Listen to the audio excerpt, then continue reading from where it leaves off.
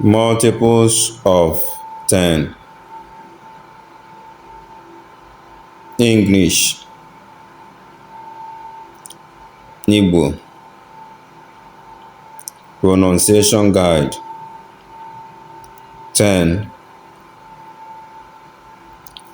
iri, iri. 20, iri abụọ, iri abụọ.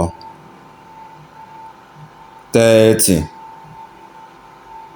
iri atọ, iri atọ. 40, iri anọ, iri anọ. 50, iri ise, iri ise. 60, iri isii,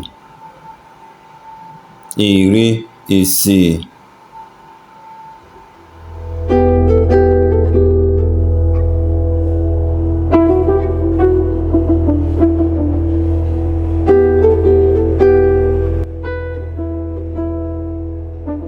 Seventy, iri asaa, iri asaa. 80,